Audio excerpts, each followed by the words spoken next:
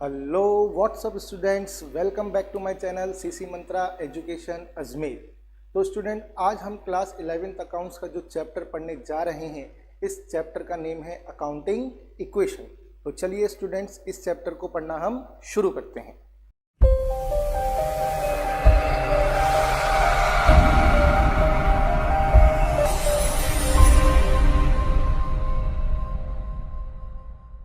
सबसे पहले स्टूडेंट्स, हमें यह जानना होगा कि अकाउंटिंग इक्वेशन कहते किसे हैं।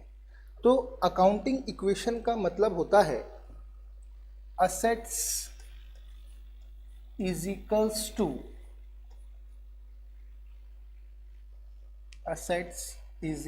To capital plus liabilities. Assets is equals to capital plus liabilities, यानी कि इस अकाउंटिंग इक्वेशन के अकॉर्डिंग बिजनेस की जितनी भी असेट्स होती हैं वो हमेशा बिजनेस की कैपिटल और लाइबिलिटीज की क्या होती हैं, इक्वल होती हैं। तो सबसे पहले स्टूडेंट, मैं आपको ये बात बता दूं कि यह अकाउंटिंग इक्वेशन जो है अकाउंटिंग के किस कंसेप्ट पर बेस्ड है। ये क्वेश्चन हमसे मल्टीपल चॉइस क्वेश्चंस में पूछा जा सकता है। तो अकाउंटिंग इक्वेशन जो है ये अकाउंटिंग के डुअल एस्पेक्ट कंसेप्ट पर बेस्ड होती है। किस पर बेस्ड होती है? डुअल एस्पेक्ट कंसेप्ट पर क्या होती है, बेस्ड होती है। अब ये कंसेप्ट क्या है, हमारे सामने ये क्वेश्चन भी आया। भाई, अकाउंटिंग का जो ये कंसेप्ट है ये कहता है कि जितने भी बिजनेस ट्रांजैक्शंस होते हैं उन बिजनेस ट्रांजैक्शंस का इफेक्ट जो है वो दो अकाउंट्स पर पड़ता है। कितने अकाउंट्स पर पड़ता है? दो अकाउंट्स पर पड़ता है। और ये बात बिल्कुल सही भी है, क्योंकि जब तक एक बिजनेस ट्रांजैक्शन का इफेक्ट दो अकाउंट्स पर नहीं पड़ेगा तो बच्चों अकाउंटिंग इक्वेशन इक्वल कैसे होगी। जैसे फॉर एन एग्जाम्पल, हमने बिजनेस के अंदर 1 लाख रुपीज़ क्या किए, इन्वेस्ट किए। अब इस बिजनेस ट्रांजैक्शन के अंदर कितने अकाउंट इफेक्ट हो रहे हैं? दो अकाउंट इफेक्ट हो रहे हैं, एक कैश का और एक कैपिटल का। यानी कि बिजनेस के अंदर जो कैश है वो भी 1 लाख रुपीज़ से इंक्रीज हो रहा है और जो कैपिटल है वो भी 1 लाख रुपीज़ से क्या हो रही है, इंक्रीज हो रही है। इट मीन्स हम कैश को असेट्स में शो करेंगे और कैपिटल का हम इस तरफ एक क्या बनाएंगे, कॉलम बनाएंगे। तो यानी कि अकाउंटिंग इक्वेशन क्या हो गई बच्चों, बराबर हो गई। चलिए एक एग्जांपल और ले लेते हैं। सपोज करिए हमने बिजनेस के अंदर गुड्स परचेज्ड किया 20,000 रुपीज़ का, वो भी कैश में परचेज किया। कितने में परचेज किया? कैश में परचेज किया। ये ट्रांजैक्शन नंबर फर्स्ट था। ट्रांजैक्शन नंबर क्या था? फर्स्ट था। अब हमने कैश के अंदर स्टॉक परचेज किया 20,000 रुपीज़ का। अब इस बिजनेस ट्रांजैक्शन का जो इफेक्ट है वो भी दो अकाउंट्स पर पड़ रहा है। भाई, एक तो कैश पर तो पड़ ही रहा है और एक हमारा स्टॉक क्या हो रहा है, इंक्रीज हो रहा है। तो कैश तो डिक्रीज हो रहा है 20,000 से और स्टॉक इंक्रीज हो रहा है 20,000 से। अब इस ट्रांजैक्शन को यदि हम अकाउंटिंग इक्वेशन में शो करेंगे तो कैसे करेंगे?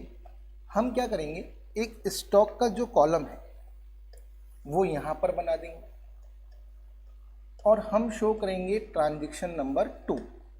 अब इसमें देखिए आप, 20,000 रुपीज़ से कैश डिक्रीज हो गया और 20,000 रुपीज़ से स्टॉक इंक्रीज हो गया। कैपिटल पे कोई इफेक्ट नहीं पड़ा। तो इस कंडीशन के अंदर भी जब हम न्यू इक्वेशन बनाएंगे तो हमारा कैश कितना हो गया, 80,000, स्टॉक कितना हो गया, 20,000 और कैपिटल कितनी हो गई, 1 लाख। तो यानी कि क्या हो गया, बराबर हो गया। तो यानी कि कहने का मतलब क्या है कि ये जो अकाउंटिंग इक्वेशन है, पहले तो ये क्या कहती है, इसके अकॉर्डिंग बिजनेस की जितनी भी असेट्स होती हैं वो बिजनेस की कैपिटल और लाइबिलिटीज़ के इक्वल होती हैं। और ये जो इक्वेशन है ये अकाउंटिंग के किस कंसेप्ट पर बेस्ड है? डुअल एस्पेक्ट कंसेप्ट पर बेस्ड है। इसके अकॉर्डिंग हर बिजनेस ट्रांजैक्शन का इफेक्ट 2 अकाउंट्स पर पड़ता है, 3 अकाउंट्स पर भी पड़ सकता है, लेकिन उस कंडीशन के अंदर भी अकाउंटिंग इक्वेशन क्या रहेगी? इक्वल ही रहेगी। ऐसे कुछ एग्जांपल्स अपन आगे करने वाले हैं जिसमें एक बिजनेस ट्रांजैक्शन का इफेक्ट 3 अकाउंट्स पर पड़ता है, लेकिन उस कंडीशन के अंदर भी क्या है? अकाउंटिंग इक्वेशन जो है वो बराबर रहती है। तो बेसिकली कंसेप्ट क्या है कि 2 अकाउंट तो इफेक्ट होंगे ही होंगे। तो अकाउंटिंग इक्वेशन जो है अकाउंटिंग के इस कंसेप्ट पर बेस्ड है, और मैंने आपको ये प्रूफ करके भी दिखा दिया कि 2 अकाउंट पर इफेक्ट पड़ता है तभी अकाउंटिंग इक्वेशन क्या होती है? इक्वल होती है, अदरवाइज अकाउंटिंग इक्वेशन बनती ही नहीं। अब हमारे सामने क्वेश्चन ये आ रहा है कि हमसे एग्जाम में इस चैप्टर में से किस तरह के क्वेश्चन पूछे जा सकते हैं। यदि हम इसकी बात करें तो इस चैप्टर में से बेसिकली 2 टाइप्स के क्वेश्चन जो है बनते हैं। भाई मल्टीपल चॉइस क्वेश्चन तो बन ही सकते हैं, वो तो 1 मार्क्स के होते हैं, लेकिन हम शॉर्ट आंसर क्वेश्चंस और लॉन्ग आंसर क्वेश्चंस की बात करें तो बेसिकली 2 टाइप के क्वेश्चंस हमसे पूछे जा सकते हैं। फर्स्ट टाइप के क्वेश्चंस की यदि मैं आपको बताऊं तो हमें कुछ ट्रांजैक्शंस दे दिए जाएंगे और हमसे कहा जाएगा कि इन ट्रांजैक्शंस के बेसिस पर क्या करिए? अकाउंटिंग इक्वेशन प्रिपेयर कीजिए। सेकंड क्वेश्चन के अंदर हमें कुछ इंफॉर्मेशंस दे दी जाएगी सेकंड टाइप के क्वेश्चंस में, और हमसे कहा जाएगा कि भाई ओपनिंग कैपिटल निकालिए, क्लोजिंग कैपिटल निकालिए, करंट ईयर के अंदर आपने प्रॉफिट अर्न किया या लॉस हुआ आपको, इसको फाइंड आउट कीजिए। इस तरह के क्वेश्चन जो हैं हमसे पूछे जा सकते हैं। तो चलिए स्टूडेंट, हम अब इस तरह के क्वेश्चंस करना स्टार्ट करते हैं जो एग्जामिनेशंस में हमसे पूछे जा सकते हैं। तो पहले हम जो क्वेश्चन सॉल्व करेंगे, जिस टाइप के क्वेश्चंस हम सॉल्व करेंगे उसमें हमें कुछ ट्रांजैक्शंस गिवन होंगे जैसे कि आपको दिख ही रहे हैं, और इन ट्रांजैक्शंस के बेसिस पर हमको अकाउंटिंग इक्वेशन को प्रिपेयर करना होगा। मैंने ऐसे कुछ क्वेश्चंस आपके लिए बनाए हैं जिसमें सभी तरह के ट्रांजैक्शंस को मैंने कवर करने की क्या करी है? कोशिश करिए, ताकि आपको हर ट्रांजैक्शन को अकाउंटिंग इक्वेशन में शो करना आ जाए। तो आप इस वीडियो के साथ अंत तक बने रहिए, और ऐसा इस वीडियो के बाद आपको बिल्कुल समझ में आएगा कि अकाउंटिंग इक्वेशन में हम ट्रांजैक्शंस को किस तरीके से शो करते हैं। तो देखिएगा, फर्स्ट क्वेश्चन जो हमारे सामने आ रहा है वो क्या है? Show the accounting equation on the basis of the following transactions. हमें कुछ ट्रांजैक्शंस गिवन है। फर्स्ट ट्रांजैक्शन क्या है कि हमें कहा जा रहा है कि started business with cash ₹50,000। Second transaction क्या है? Purchase goods for cash ₹20,000। Third transaction क्या है? परचेज गुड्स फ्रॉम महेश ₹30,000 और purchase goods from Shyam in cash ₹20,000। अब देखिए बच्चों, सबसे पहले जब इस तरह का क्वेश्चन आ जाए एग्जाम में तो हमें एक फॉर्मेट तैयार करना होगा। क्या तैयार करना होगा? फॉर्मेट तैयार करना होगा। जैसा फॉर्मेट मैंने यहाँ पर प्रिपेयर कर रखा है उसमें एक तरफ हम लिखेंगे असेट्स और दूसरी तरफ हम लिखेंगे कैपिटल प्लस लाइबिलिटीज। ठीक है, ये पहले हमने एक फॉर्मेट तैयार कर लिया। इस फॉर्मेट को हमने डिवाइड कर लिया। एक तरफ हमने असेट्स लिख दी, असेट्स के लिए स्पेस रख दिया, एक तरफ हमने कैपिटल प्लस लाइबिलिटीज के लिए स्पेस रख दिया। अब फर्स्ट ट्रांजैक्शन हम देखते हैं तो हम यहाँ पर लिखेंगे सीरियल नंबर। क्या लिखेंगे बच्चों? सीरियल नंबर, ताकि हम ट्रांजैक्शंस को सीरियल वाइज क्या कर सकें? लिख सकें। अब फर्स्ट ट्रांजैक्शन क्या है? स्टार्टेड बिजनेस विथ कैश ₹50,000, यानी कि हमने बिजनेस में ₹50,000 इन्वेस्ट किए और हमने बिजनेस करना क्या किया? स्टार्ट किया। अब इस कंडीशन के अंदर क्या होता है कि बिजनेस के अंदर कैश भी इंक्रीज होगा और बिजनेस के अंदर कैपिटल भी इंक्रीज होगी। तो हम ट्रांजैक्शन नंबर 1 डालेंगे। हमने कैश और कैपिटल का कॉलम बना दिया है। हम कैश के अंदर लिखेंगे 50,000 और कैपिटल में भी लिखेंगे 50,000। ठीक है, अब सेकेंड ट्रांजैक्शन क्या है? Purchase goods for cash ₹20,000। हमने बिजनेस के अंदर स्टॉक परचेज किया है 20,000 रुपीज़ का, और वो भी कैश में परचेज किया है। अब आप खुद सोचिए भाई, कैश में परचेज किया है स्टॉक, तो स्टॉक तो इंक्रीज हो रहा है और कैश बिजनेस से जाएगा, यानी कि कैश डिक्रीज होगा। तो इस ट्रांजेक्शन को हम कैसे शो करेंगे? हम कैश को 20,000 रुपीज़ से क्या कर देंगे? डिक्रीज कर देंगे, और हम स्टॉक को 20,000 रुपीज़ से क्या कर देंगे? इंक्रीज कर देंगे। इस ट्रांजेक्शन का इस तरफ कोई भी इफेक्ट नहीं पड़ेगा। तो अगर आप लॉजिकली सोचोगे बच्चों, तो आपको ट्रांजेक्शन्स बिल्कुल इजीली जो है समझ में आ जाएंगे, है ना। अब देखिए, हमने 2 ट्रांजेक्शन्स इसमें कर ली। तो जब भी क्वेश्चन स्टार्ट होता है तो फर्स्ट 2 ट्रांजेक्शन्स को लिखने के बाद हमें एक न्यू इक्वेशन को प्रिपेयर करना पड़ता है, और उसके बाद हर ट्रांजेक्शन के बाद हमें एक न्यू इक्वेशन प्रिपेयर करनी पड़ेगी। ये कुछ बेसिक बातें हैं जो मैं आपको फर्स्ट क्वेश्चन में बता रहा हूँ। नेक्स्ट क्वेश्चन के अंदर आपको ये समझ में आने लग जाएंगी। तो मैंने पहले 2 ट्रांजेक्शन जो हैं वो अकाउंटिंग इक्वेशन में शो कर दी। अब मैं 2 ट्रांजेक्शन करने के बाद क्या करूँगा? यहाँ पर एक न्यू इक्वेशन बनाऊँगा। न्यू इक्वेशन को बनाने के लिए पहले मुझे क्या करना पड़ेगा? यहाँ पर एक लाइन ड्रॉ करनी पड़ेगी। उसके बाद फिर मैं एक न्यू इक्वेशन बनाऊँगा। अब मेरे पास कैश कितना आ रहा है? 30,000, क्योंकि 20,000 तो डिक्रीज हो गए। स्टॉक कितना आ रहा है?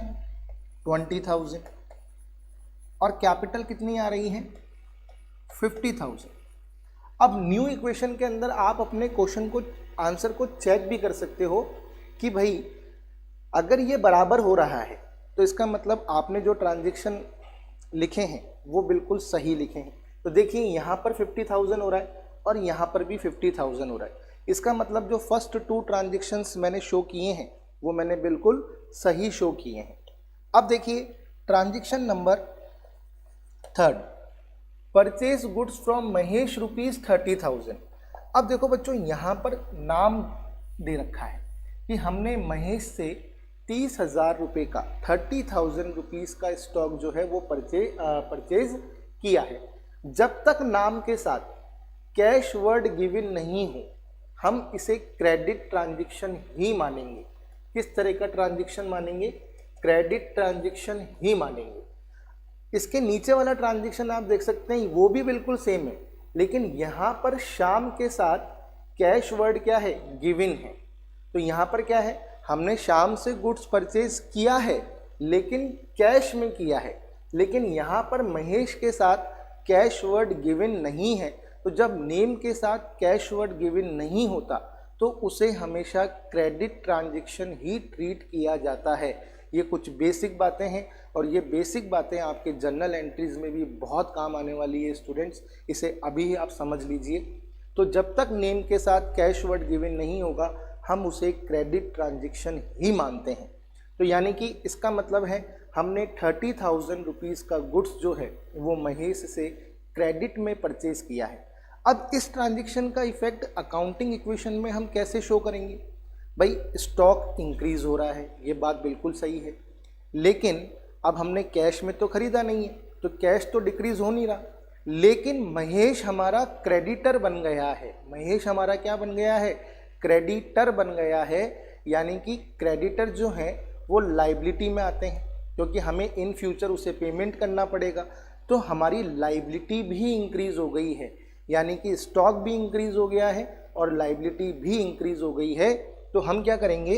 इसको कैसे शो करेंगे?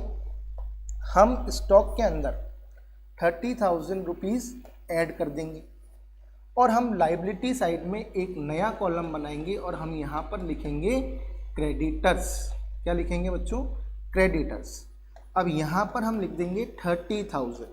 कैसे? क्या लिख देंगे? 30,000। अब हम फिर एक न्यू इक्वेशन ड्रॉ करेंगे। मैंने बताया था पहले फर्स्ट 2 ट्रांजेक्शन्स की बात करनी पड़ती है, और उसके बाद हर ट्रांजेक्शन के बाद हमें न्यू इक्वेशन प्रिपेयर करनी पड़ती है। अब न्यू इक्वेशन के अंदर हम देखते हैं कि कैश हमारा 30,000 है, स्टॉक हमारा इंक्रीज हो चुका है, 50,000 का हो चुका है, कैपिटल हमारी एज इट इज़ 50,000 है, लेकिन हमारी लाइबिलिटीज़ भी इंक्रीज हो चुकी है 30,000 से। अब आप चेक कर सकते हैं कि ये सही है कि नहीं है। देखिए इधर भी 80,000 रुपीज़ हो रहे हैं और इधर भी 80,000 रुपीज़ हो रहे हैं, इसका मतलब सही है। अब देखिए फोर्थ ट्रांजेक्शन। फोर्थ ट्रांजेक्शन क्या है? Purchase goods from Shyam in cash in ₹20,000। अब यहाँ पर नाम के साथ कैश वर्ड लिखा हुआ आ गया, इसका मतलब ये एक कैश ट्रांजेक्शन है, यानी कि हमने श्याम से गुड्स परचेज किया है लेकिन कैश में। अब आप सोचो, स्टॉक इंक्रीज हो रहा है लेकिन कैश डिक्रीज हो रहा है क्योंकि हमने कैश में परचेज किया है। तो इसको हम कैसे शो करेंगे? हम यहाँ पे लिखेंगे फोर्थ ट्रांजेक्शन। हम कैश में से 20,000 रुपीज़ क्या कर देंगे? डिक्रीज कर देंगे, यानी कि ब्रैकेट में लिखेंगे। ब्रैकेट का मतलब है कि हम लेस कर रहे हैं, और यहाँ पर स्टॉक में हम 20,000 रुपीज़ इंक्रीज कर देंगे। फिर हम एक न्यू इक्वेशन ड्रॉ करेंगे। अब हम देखते हैं कि फाइनल आंसर हमारा सही आ रहा है नहीं आ रहा है। इसे हम नेट इक्वेशन भी बोल सकते हैं या टोटल न्यू इक्वेशन भी बोल सकते हैं, यानी कि हम यहाँ पे लिखेंगे न्यू इक्वेशन 10,000, ये 70,000 और ये हमारी कैपिटल 50,000। अगर कोई इफेक्ट नहीं पड़ रहा है तो एज इट इज़ फॉरवर्ड कर देते हैं, और क्रेडिटर्स हमारे 30,000। अब देखिए 80,000 और इधर भी हमारे कितने हो रहे हैं? 80,000। इसका मतलब हमने ये क्वेश्चन बिल्कुल सही किया है। तो ये ट्रांजेक्शन आपको समझ में आए होंगे, और इस क्वेश्चन के अंदर मैंने परचेज की तीनों कंडीशन ले ली है। एक में कुछ भी लिखा हुआ नहीं था, सिर्फ कैश वर्ड गिवन था, इसका मतलब कैश ट्रांजेक्शन है। एक में नाम लिखा हुआ था लेकिन नाम के साथ कैश वर्ड नहीं था, इसका मतलब क्रेडिट ट्रांजेक्शन है। एक में नेम और कैश दोनों वर्ड गिवन थे। अब जब नेम और कैश दोनों वर्ड गिवन होते हैं तो कैश ट्रांजेक्शन ही ट्रीट करते हैं। ठीक है बच्चों, अब हम चलते हैं नेक्स्ट क्वेश्चन की ओर। नेक्स्ट क्वेश्चन देखिए, स्टार्टेड बिजनेस विद कैश ₹50,000। हमने बिजनेस स्टार्ट किया है 50,000 रुपीज़ से। Purchase goods for cash ₹20,000 and on credit ₹30,000, यानी कि इसमें दोनों को मिक्स कर दिया है, कैश ट्रांजेक्शन को भी और क्रेडिट ट्रांजेक्शन को भी। Sold goods for cash costing ₹10,000 and on credit costing ₹15,000, both at a profit of 20%, यानी कि इसमें एक सेल्स का ट्रांजेक्शन भी आ गया है और उसमें क्रेडिट कैश वाली कैश सेल भी है और क्रेडिट सेल भी है। तो देखिए इसको हम किस तरीके से सॉल्व करेंगे इस क्वेश्चन को। जब इस तरह के ट्रांजेक्शन्स आपके क्वेश्चन में आ जाएं, एग्जाम में आ जाएं, तो आपको बिल्कुल भी नहीं घबराना है, बस थोड़ा लॉजिकली सोचना है। लॉजिकली सोचेंगे तो आपका क्वेश्चन बिल्कुल सही हो जाएगा। तो सबसे पहले तो हम फॉर्मेट बनाएंगे। हम यहाँ पर लिखेंगे असेट्स और हम यहाँ पर इधर लिखेंगे कैपिटल प्लस लाइबिलिटीज। बिल्कुल रट जाएगा आपको, बस वीडियो को आप एंड तक देखिएगा। इधर सीरियल नंबर, अब देखिए ट्रांजेक्शन नंबर फर्स्ट, ठीक है। कैश से बिजनेस स्टार्ट किया है तो इधर कैश भी इंक्रीज हो गया और इधर हमारी कैपिटल भी इंक्रीज हो गई, ठीक है। तो ध्यान रखिए जब भी बिजनेस स्टार्ट करते हैं तो कैश और कैपिटल तो इंक्रीज होने ही हैं, ठीक है। तो इधर कैश 50,000 और कैपिटल 50,000, ठीक है। अब सेकंड ट्रांजेक्शन को आप ध्यान से देखिएगा क्योंकि इसमें कैश और क्रेडिट दोनों क्या है? मिक्स है। ये कह रहा है कि हमने स्टॉक परचेज किया है, हमने स्टॉक परचेज किया है। कितने का स्टॉक परचेज किया है? कैश में 20,000 का। कितने का स्टॉक परचेज किया है? 20,000 का।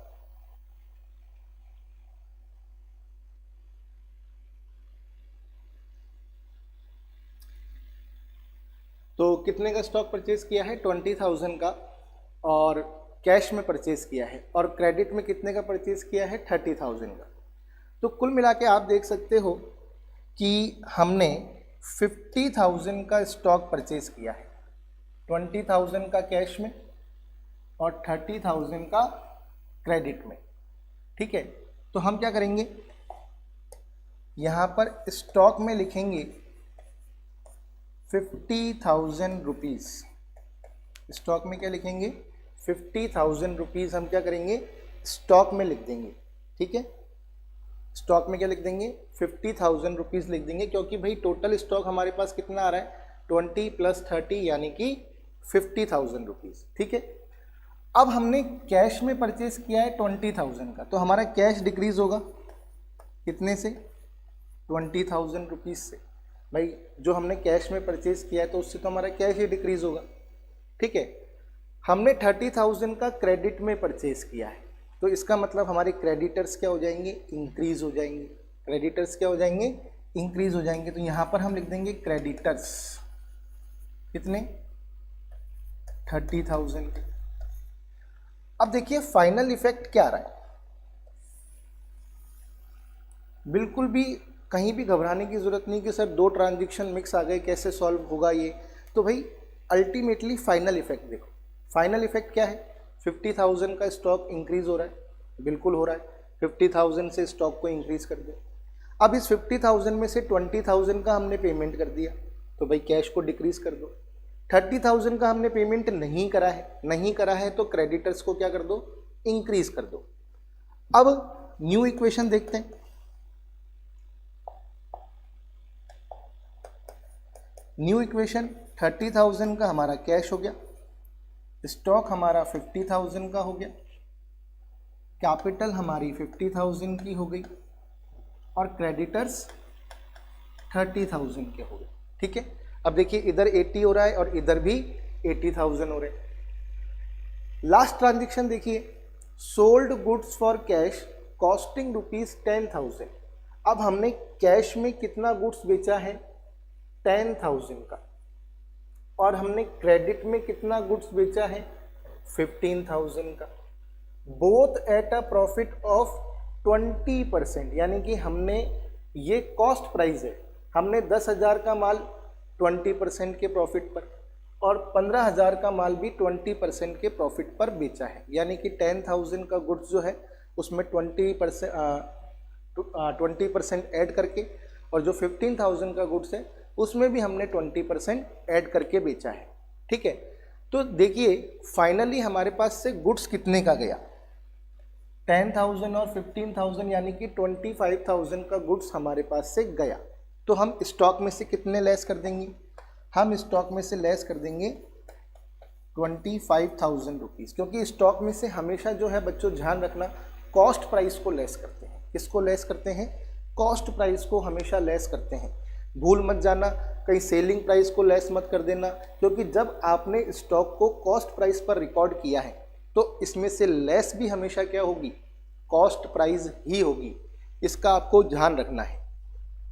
अब देखिए आप 10,000 का गुड्स था, आपने 20% के प्रॉफिट पर बेचा है, तो यानी कहने का मतलब क्या है कि 10,000 का 20% निकालेंगे, तो 10,000 का 20% निकालेंगे तो 2,000 आएगा। यानी कि आपने फाइनली उसकी सेलिंग प्राइस क्या लगाई है 12,000 रुपीज़। क्या लगाई है 12,000 रुपीज़ लगाई है। तो आपके पास कैश में कितने आए होंगे 12,000 आए होंगे ना भाई, 10,000 तो आए नहीं होंगे, क्योंकि 10,000 का तो गुड्स था, उसकी कॉस्ट प्राइस थी, आपने उसको 20% प्रॉफिट जोड़कर बेचा, तो आपके पास कैश कितना आया, आपके पास कैश आया 12,000 रुपीज़। तो आप यहाँ पर क्या करेंगे, यहाँ पर कैश में 12,000 ऐड करेंगे। कितने ऐड करेंगे 12,000। फिर 15,000 का जो गुड्स था वो आपने 20% के प्रॉफिट पर बेचा है, इसको भी आपने 20% के प्रॉफिट पे बेचा है, तो 15,000 का 20% निकालो कितने होंगे 3,000। तो यानी कि इसकी सेलिंग प्राइस कितनी थी 18,000, यानी कि 18,000 में आपने बेचा है 15,000 का गुड। अब बेचा है उधार बेचा है, यानी कि क्रेडिट सेल है, तो क्रेडिट सेल की कंडीशन में क्रेडिटर नहीं बढ़ते डेटर्स बढ़ते हैं। तो और डेटर्स हमारी क्या होती है असेट होती है, करंट असेट में ट्रीट करते हैं डेटर्स को। तो यहाँ पर हम क्या करेंगे असेट साइड में ही एक डेटर्स का कॉलम बनाएंगे, असेट साइड में ही किसका कॉलम बनाएंगे डेटर्स का। ध्यान रखिएगा क्रेडिट परचेज की कंडीशन में क्रेडिटर इंक्रीज होते हैं और क्रेडिट सेल की कंडीशन में डेटर्स इंक्रीज होते हैं। तो एक कॉपी में आप नोट डाउन कर लीजिए, और जो भी बच्चे कॉपी लेकर नहीं बैठे प्लीज़ वो अपने साथ कॉपी और पेन लेके ज़रूर बैठें। ताकि जो भी इंपॉर्टेंट बातें मैं आपको बता रहा हूँ उसे आप लिख सकें। तो ध्यान रखिए, क्रेडिट परचेज की कंडीशन में कौन इंक्रीज होगा? क्रेडिटर। और क्रेडिट सेल की कंडीशन में कौन इंक्रीज होगा? डेटर्स। तो हमारे डेटर्स कितने से इंक्रीज हो जाएंगे? 18,000 से। अब बच्चों यहाँ पर आप देख सकते हो कि इस ट्रांजैक्शन में हमें प्रॉफिट हो रहा है। हमें प्रॉफिट कैसे हो रहा है भाई? 18 और 12 30,000 हो गए, जबकि हमारे पास से स्टॉक कितना गया है? 25,000 का गया है और आय हमारे पास 30,000 है। तो 5,000 का हमने प्रॉफिट कमाया है। भाई सेल करेंगे तो प्रॉफिट पे करेंगे ना भाई, तो प्रॉफिट हमने अर्न किया है। तो जब भी हमें प्रॉफिट होता है तो अब हमारे सामने क्वेश्चन आ रहा होगा कि सर प्रॉफिट को कहाँ लिखें? भाई अभी अगर हम अकाउंटिंग इक्वेशन को मैच करेंगे तो ये मैच नहीं होगी, क्योंकि मैंने कहा था कि जरूरी नहीं है कि 2 अकाउंट पर ही इफेक्ट पड़े, 2 से ज़्यादा अकाउंट पर भी इफेक्ट पड़ सकता है। तो जिस ट्रांजैक्शन में आपको प्रॉफिट होता है, अपनी कॉपी में आप नोट डाउन कर लीजिए कि प्रॉफिट को हमेशा कैपिटल में ऐड करते हैं। प्रॉफिट हमेशा किस में ऐड करोगे? कैपिटल में ऐड करोगे। तो ये बहुत ज़रूरी है बच्चों, इसको नोट डाउन कर लेना। अब हम देखते हैं कि हमारी अकाउंटिंग इक्वेशन बराबर हो रही है या नहीं हो रही है। तो देखिए, हमारा जो न्यू इक्वेशन हम बना रहे हैं इसमें हमारा कैश हो गया 42,000, हमारा स्टॉक हो गया 25,000, डेटर्स हो गए 18,000, कैपिटल हो गई 55,000 और ये हो गया 30,000। ठीक है, अब देखिए इधर का टोटल आ रहा है 85,000। ठीक है, मैं यहाँ पर लिख रहा हूँ आपको बताने के लिए। और इधर भी देखिए 85 हो रहे हैं कि नहीं हो रहे हैं? 5 और 2 7, 7 और 8 15। ठीक है, और 5 और 6 7 और 8 8 और 3 0। तो देखिए हमारी अकाउंटिंग इक्वेशन मैच कर रही है। इसका मतलब हमने क्वेश्चन को बिल्कुल सही किया है। तो इसमें सबसे मेन बात जो आपको ध्यान रखनी है इस तरह के ट्रांजैक्शन में, वो ध्यान ये रखनी है कि अगर आपको किसी ट्रांजैक्शन में प्रॉफिट हो जाए तो प्रॉफिट को आपको हमेशा कैपिटल में ऐड करना है। पहली बात कॉपी में लिख लो बच्चों। दूसरा, क्रेडिट सेल की कंडीशन में डेटर्स बढ़ते हैं, डेटर्स का कॉलम आपको असेट साइड में खोलना है। और क्रेडिट परचेज की कंडीशन में क्रेडिटर्स बढ़ते हैं, तो इस कंडीशन में आपको लाइबिलिटी साइड में क्रेडिटर्स का कॉलम ओपन करना है। ठीक है बच्चों, यहाँ तक का बिल्कुल कंसेप्ट क्लियर हो जाना चाहिए। वीडियो थोड़ा सा लंबा जरूर होगा, लेकिन इस वीडियो के बाद ये मुझे विश्वास है कि आपको अकाउंटिंग इक्वेशन के क्वेश्चंस करना आ जाएगा, क्योंकि मैंने सारे अकाउंटिंग इक्वेशंस जो हैं, जो ट्रांजैक्शंस आपसे पूछे जा सकते हैं, उसको कवर करने की बिल्कुल कोशिश की है बच्चों। चलिए आगे बढ़ते हैं। Next question, show the accounting equation on the basis of the following transaction. पहला transaction, started business with cash. तो सबसे पहले तो अब तो आपको समझ में आ ही गया होगा, एक तरफ हम क्या लिखेंगे? असेट्स, दूसरी तरफ हम लिखेंगे कैपिटल प्लस लाइबिलिटीज। ठीक है, फिर हम सीरियल नंबर का कॉलम बना देंगे। First transaction, started business with cash, तो यानी कि हम क्या करेंगे? कैश और कैपिटल, कैश और कैपिटल। कैश को भी हम 50,000 से इंक्रीज कर देंगे और कैपिटल को भी हम 50,000 से इंक्रीज कर देंगे। यहाँ तक तो आप कोई प्रॉब्लम होनी नहीं चाहिए, अब तो आपको ये लर्न ही हो गया होगा। Second, cash deposited into bank ₹20,000। हमने कैश को बैंक में जमा कराया है 20,000 रुपीज़ का। अब आप खुद सोचो बच्चों, 20,000 रुपीज़ का कैश आप बैंक में जमा कराने जा रहे हो, तो आपका कैश क्या होगा? डिक्रीज होगा। और बैंक क्या होगा? इंक्रीज होगा। बैंक का कॉलम आप किस साइड बनाओगे? असेट साइड ही बनाओगे, क्योंकि आपका जो बैंक में पैसा जमा होता है वो आपकी असेट ही तो कहलाती है। तो हम क्या करेंगे? असेट साइड के अंदर बैंक का कॉलम बना देंगे। बैंक में हम 20,000 रुपीज़ को इंक्रीज कर देंगे और कैश में हम 20,000 रुपीज़ को डिक्रीज कर देंगे। ठीक है, अब हम बनाते हैं न्यू इक्वेशन। पहले 2 ट्रांजैक्शन के बाद बनानी पड़ती है, ध्यान रखिएगा। उसके बाद यहाँ पर हो गए 30,000, यहाँ पर 20,000, यहाँ पर 50,000। ठीक है। अब ट्रांजैक्शन नंबर 3, ट्रांजैक्शन नंबर 3 क्या है? Purchase goods from Mahesh ₹30,000। हमने जस्ट पहले वाले क्वेश्चन में यही ट्रांजैक्शन किया था, अब आपको ये वापस रिपीट हो रहा है। तो ये क्रेडिट ट्रांजैक्शन है बच्चों। अब तो आपको समझ में आ गया होगा, क्योंकि नाम दे रखा है, नाम के साथ कैश वर्ड गिवन नहीं है, इसका मतलब क्रेडिट परचेज है। क्रेडिट परचेज की कंडीशन में क्या इंक्रीज होते हैं? क्रेडिटर्स इंक्रीज होते हैं, मैंने अभी आपको बताया था। तो अब हम क्या करेंगे, लायबिलिटी के अंदर एक क्रेडिटर्स का कॉलम बना देंगे। ठीक है, हमने क्रेडिटर्स का कॉलम बना दिया और स्टॉक इंक्रीज हो रहा है हमारा, तो यहाँ पर हमें स्टॉक का कॉलम भी बनाना पड़ेगा। तो ट्रांजैक्शन नंबर 3 क्या है? हमने कितने रुपए का स्टॉक परचेज किया है? 30,000 का। तो स्टॉक 30,000 से इंक्रीज हो गया, क्रेडिटर्स भी 30,000 से इंक्रीज हो गए, क्योंकि क्रेडिट परचेज है। कैसी परचेज है बच्चों? क्रेडिट परचेज है। नेक्स्ट, अब हम न्यू इक्वेशन बनाते हैं। पहले यहाँ पर 30,000 आ जाएंगे, यहाँ पर 20,000 आ जाएंगे, यहाँ पर 30,000, यहाँ पर 50,000 और यहाँ पर 30,000। और लास्ट ट्रांजैक्शन क्या है? Cash ₹2,000 and goods ₹5,000 withdrew for personal use. बच्चों इसको है ना अपनी कॉपी में लिख लो, रूल मैं लिखवा रहा हूँ आपको। जब भी बिजनेस का प्रोपराइटर अपने पर्सनल यूज के लिए बिजनेस से या तो कैश निकालता है या स्टॉक निकालता है, तो इस कंडीशन के अंदर कैश और स्टॉक तो कम होंगे ही होंगे, यानी कि डिक्रीज होंगे ही होंगे, लेकिन इसका इफेक्ट जो है उसकी कैपिटल पर पड़ेगा। यानी कि ड्राइंग रिलेटिव असेट्स को तो कम करती ही करती है, साथ ही साथ कैपिटल को भी डिक्रीज करती है, क्योंकि उसने एक तरीके से अपनी कैपिटल को वापस बिजनेस से क्या करा? निकाल लिया। किसके लिए निकाल लिया? पर्सनल यूज के लिए निकाल लिया।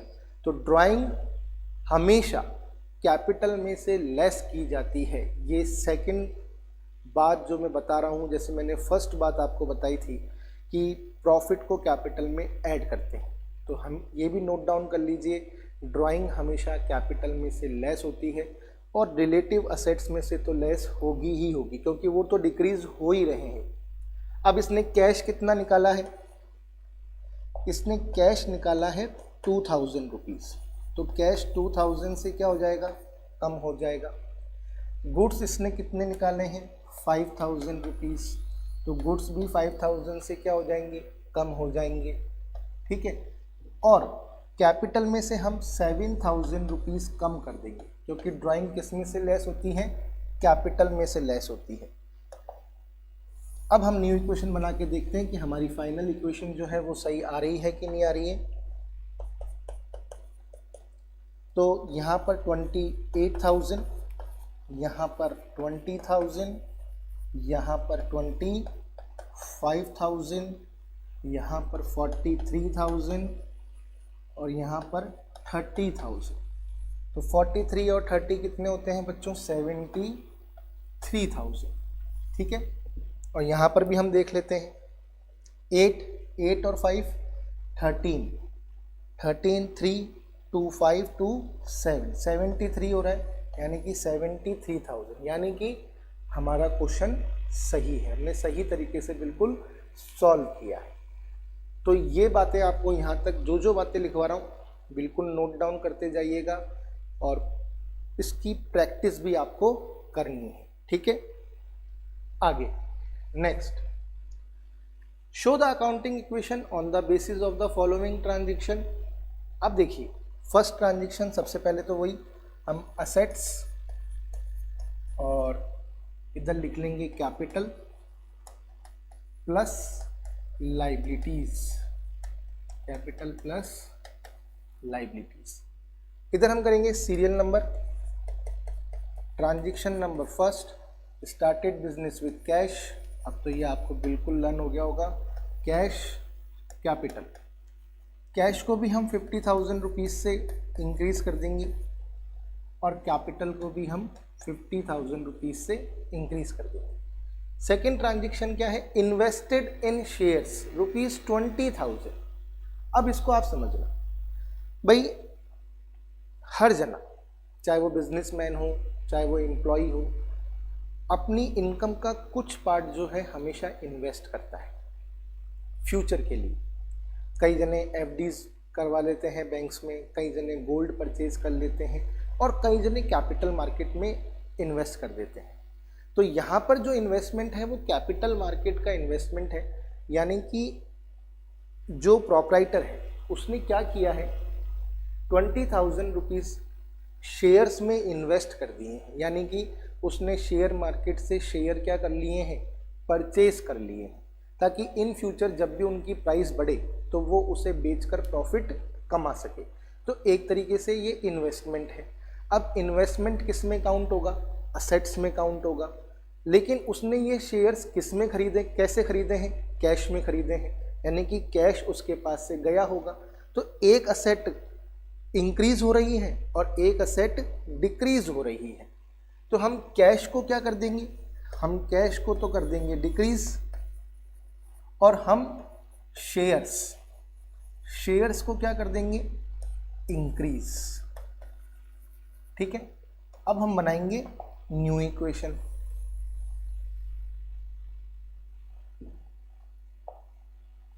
तो न्यू इक्वेशन देखते हैं। यहां पर आएंगे 30,000, यहां पर आएंगे 20,000, यहां पर आ जाएंगे 50,000। अब देखिए equation number 3, purchased furniture from R K furniture on credit ₹10,000। अब देखो यहाँ पर बच्चे क्या मिस्टेक करते हैं, आपसे क्या मिस्टेक हो जाती है बच्चों। यहाँ पर आपने परचेज वर्ड देखा, क्या वर्ड देखा, यहाँ पर आपने कौन सा वर्ड देखा, परचेज वर्ड देखा। तो आप यहाँ पर क्या करोगे, स्टॉक का कॉलम खोल के आ जाते हैं, स्टॉक का कॉलम खोलते हैं और उसमें फर्नीचर को 10,000 से शो कर देते हैं। स्टॉक वर्ड हमेशा जो है गुड्स के लिए यूज़ किया जाता है, और वो भी उस गुड्स के लिए जिसका आप बिजनेस कर रहे हो। अगर कोई स्टेशनरी की शॉप हुआ, स्टेशनरी का बिजनेसमैन है, तो स्टेशनरी शॉपकीपर वाला अगर कोई कॉपीज़ खरीदता है, रजिस्टर खरीदता है, पेन्स खरीदता है, तो वो उसका गुड्स कंसीडर किया जाएगा, क्योंकि वो उसके बिजनेस का नेचर है। तो स्टॉक वर्ड जो है वो हमेशा गुड्स के लिए कंसीडर किया जाता है। लेकिन अगर एक स्टेशनरी का बिजनेस करने वाला अगर कोई फर्नीचर खरीदता है अपनी शॉप के लिए, जिसमें वो कॉपी किताबों को रख कर शो कर सके और बेच सके, तो वो उसकी असेट कहलाएगी। तो यहाँ पर एक तरीके से जो ये ट्रांजैक्शन है परचेज्ड फर्नीचर है ना, तो ये फर्नीचर जो है स्टॉक ट्रीट नहीं होगा, ये furniture as a asset treat होगा। कैसे ट्रीट होगा, एज अ असेट। और ये फर्नीचर उसने क्रेडिट में खरीदा है, तो ये तो बात सही है कि परचेज चाहे गुड्स की हो चाहे असेट की हो, अगर वो क्रेडिट में होती है तो क्रेडिटर ही इंक्रीज होते हैं। लेकिन यहाँ पर हम क्रेडिटर्स के आगे मेंशन जरूर करेंगे, creditors for furniture, creditors for furniture.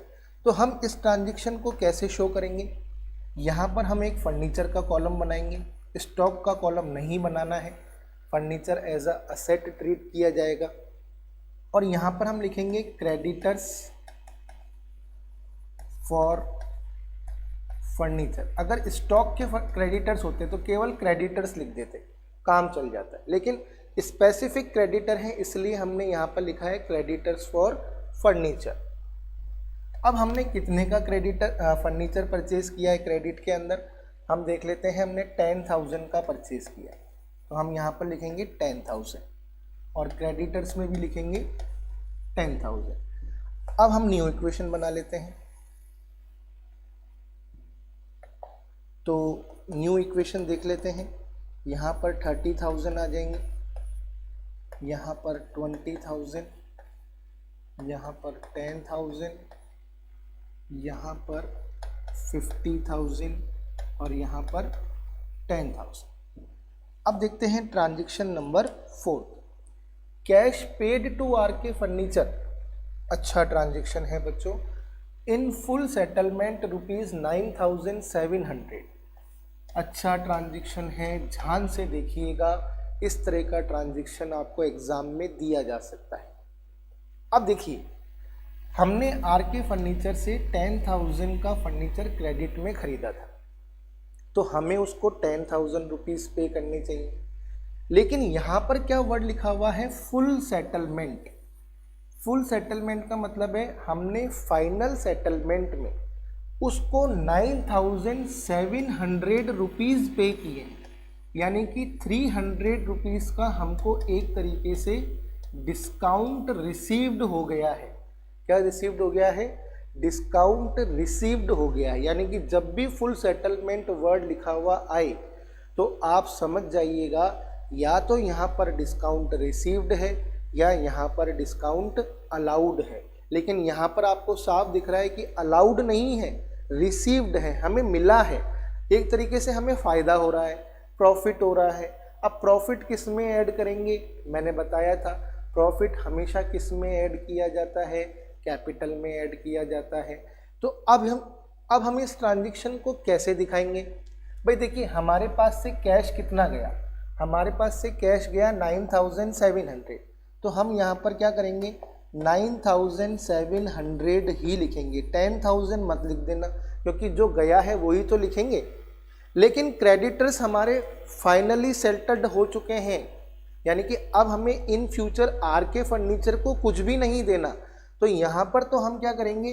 पूरे 10,000 लेस करेंगे। कितने लेस करेंगे? पूरे 10,000 लेस करेंगे, क्योंकि भाई फाइनल सेटलमेंट हो चुका है। यहाँ पर 9,700 मत लिख देना।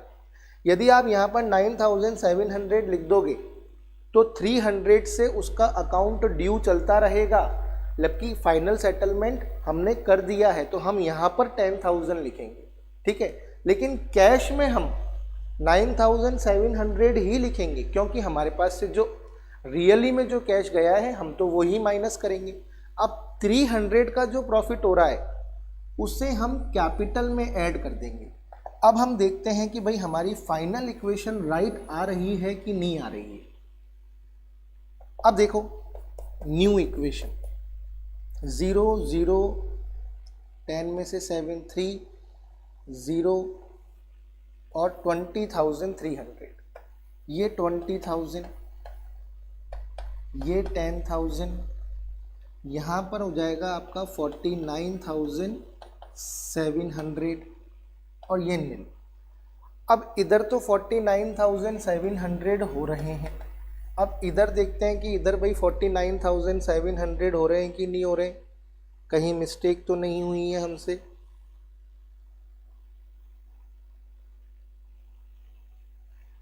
देखिए 2020, अच्छा हमें कैपिटल में ऐड करना है। सॉरी बच्चों, मैंने इसको लेस कर दिया है, तो यहाँ पर हमें इसको ऐड करना है। तो ये 50,300 होंगे। कितने होंगे? 50,300 होंगे। तो ये 50,300। अब इधर देखते हैं 50,300 आ रहे हैं कि नहीं आ रहे। 20 20 40 40 और 10 50 और 300 एक्स्ट्रा है, तो 50,300। इधर भी 50,300 आ रहे हैं।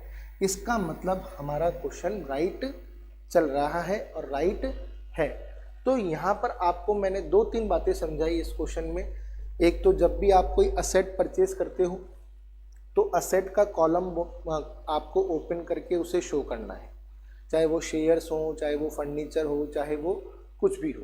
लेकिन अगर वो बिजनेस के लिए खरीदा है तो आपको उसके लिए कॉलम बनाने ही पड़ेंगे। दूसरी चीज़, जिस ट्रांजैक्शन में फुल सेटलमेंट वर्ड लिखा हुआ आ जाए वहाँ पर या तो डिस्काउंट रिसीव्ड होगा या डिस्काउंट अलाउड होगा। यहाँ पर डिस्काउंट रिसीव्ड है, यानी कि इनकम है, प्रॉफिट है, तो हमने क्या करा? कैपिटल में ऐड कर दिया। अगर सपोज करिए हमें लॉस हो रहा होता तो प्रॉफिट का जस्ट अपोजिट हम कैपिटल में से लेस कर देते। क्या कर देते? कैपिटल में से लेस कर देते। तो चलिए बच्चों, अब हम नेक्स्ट क्वेश्चन की तरफ चलते हैं। नेक्स्ट क्वेश्चन क्या है, show the accounting equation on the basis of the following transaction. Started business with cash ₹50,000 and stock ₹20,000। तो देखिए बच्चों, यहाँ पर अब मैंने थोड़ा सा क्राइटेरिया बढ़ा दिया। अभी तक हम केवल कैश से ही बिजनेस को स्टार्ट कर रहे थे, अब मैंने स्टॉक भी लिख दिया। तो बिल्कुल घबराने की ज़रूरत नहीं है। कुल मिलाकर हम यहाँ पर दोनों का कॉलम बना देंगे, लेकिन उससे पहले हम यहाँ पर क्या लिखेंगे, असेट्स और कैपिटल प्लस लाइबिलिटीज। बच्चे सोचते हैं अरे यार स्टॉक भी आ गया, अब कहाँ दिखाएं भाई, है ना। तो बिल्कुल घबराने की ज़रूरत नहीं है भाई। एक तरीके से कैपिटल कितनी है, कैपिटल आपकी हो गई 70,000 भाई, 50,000 का कैश, 20,000 रुपीज़ का स्टॉक। अब हम यहाँ पर क्या करेंगे, यहाँ पर हम क्या करेंगे, कैश और स्टॉक दोनों का कॉलम खोल देंगे। बिल्कुल कहीं पर भी आपको घबराहट महसूस नहीं होनी चाहिए कि सर अब तो स्टॉक भी आ गया, अब इसको कैसे करें, है ना। तो भाई पहले कैश से बिजनेस स्टार्ट कर रहे थे तो कैश और कैपिटल लिख रहे थे, अब कैश और स्टॉक दोनों से बिजनेस स्टार्ट किया है तो कैश और स्टॉक दोनों का कॉलम खोल दो, दोनों को ऐड करके कैपिटल में लिख दो। ईजी है, घबराने की ज़रूरत नहीं है। Next, sold goods for cash costing ₹10,000, ₹14,000। अब देखो रिपीट हो रहा है, 10,000 रुपीज़ का गुड्स हमने 14,000 रुपीज़ के अंदर क्या किया, बेच दिया। और कैसे बेचा है, कैश में बेचा है, हमें प्रॉफिट हो रहा है। अब हम क्या करेंगे, स्टॉक में से कॉस्ट प्राइस को ही लेस करेंगे। मैंने बताया आपको कि स्टॉक में से हमेशा कॉस्ट प्राइस ही लेस होती है। तो हम क्या करेंगे, यहाँ पर स्टॉक में से लेस कर देंगे 10,000, क्योंकि भाई उसकी कॉस्टिंग कितनी है, 10,000 है। हमारे पास कैश कितना आया होगा, 14,000, क्योंकि हमने 14,000 में बेचा है। हमें प्रॉफिट हो रहा है, प्रॉफिट हम किस में ऐड कर देंगे, कैपिटल में ऐड कर देंगे। तो अब हम बना लेंगे न्यू इक्वेशन। अब तो आपको इजी लग रहा होगा, है ना। जो ट्रांजेक्शन आपने एक बार सीख लिए उसको दोबारा आपको समझना क्या लग रहा होगा, इजी लग रहा होगा।